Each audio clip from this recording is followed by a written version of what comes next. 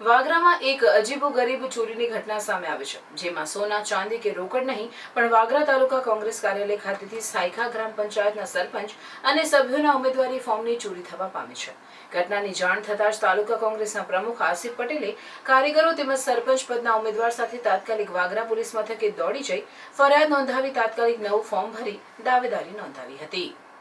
સમગ્ર બનાવ અંગે વાગરા તાલુકા કોંગ્રેસ સમિતિના પ્રમુખ આસિફ પટેલે માહિતી આપતા જણાવ્યું હતું કે સોમવાર સવારે 10 કલાકે મને જાણ થઈ હતી કે વાગરા સ્થિત મારા વાગરા કાર્યાલયમાંથી સાયખા ગ્રામ પંચાયતના સરપંચના ઉમેદવાર દિનેશભાઈ રાઠોડે ઉમેદવારી ફોર્મ ભર્યું હતું અને તે ફોર્મ કાર્યાલયમાં મૂકેલ હતું. જે ઉમેદવારી ફોર્મની ચોરી થઈ છે, જેની જાણ થતાં જ હું અને સાથી કાર્યકરો તાબડતોબ કોંગ્રેસ કાર્યાલય ખાતે દોડી ગયા હતા, જ્યાં જાણવા મળ્યું હતું કે ટેબલના ખાનામાં મૂકેલ ઉમેદવારી ફોર્મ જણાઈ આવ્યું ન હતું. ઓફિસમાં શોધખોળ કરવા છતાંય તેમ નહીં મળી આવતા ચોરી થઈ હોવાનું માલુમ પડ્યું હતું, જેથી મેં સાયખા ગ્રામ પંચાયતના સરપંચ પદના ઉમેદવાર દિનેશભાઈ રાઠોડ તેમજ મારા સાથી કાર્યકરો સાથે વાગરા પોલીસ મથકે જઈ ફરિયાદ આપી હતી.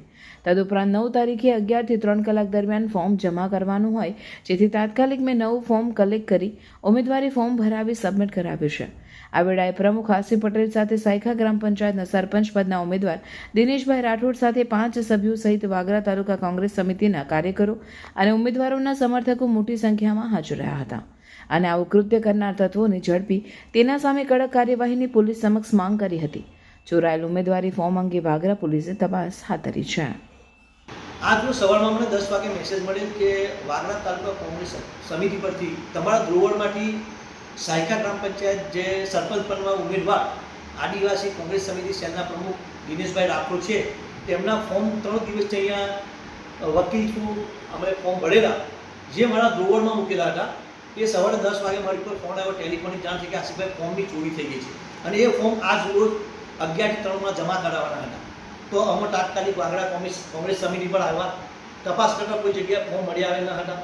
તો અમે તાત્કાલિક વાગરા પોલીસ સ્ટેશન જાણ કરી અને એમને પોતાની તપાસ ચાલુ કરી દીધી છે. પણ જે કોઈ કૃત્ય કર્યું એ સારું કૃત્ય નથી કરેલું. આ લોકશાહીનો પર્વ છે. ગ્રામ પંચાયત સરપંચની ચૂંટણી એક લોકશાહીનો પર્વ કહેવાય છે.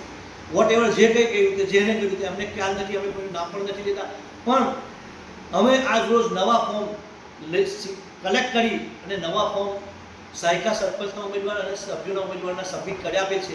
જે આપણી પ્રિન્ટ ઇન્ડિયાના માધ્યમથી જાહેર જનતાને જણાવવા મળ્યું છે કે સાયખાના ફોર્મ જે ચોરી થઈ ગયા હતા મારી ઓફિસમાંથી પોલીસે એની તપાસ કરીએ છીએ. નવા ફોર્મ લઈ નવું સબમિશન 11 થી 3 કરી આપેલું છે અને રાબેતા મુજબ જે લોકશાહીનો પર્વ છે એ ઉજવાશે અને જે દિવસે ચૂંટણીની પ્રક્રિયા જે રીતના થશે તે થશે.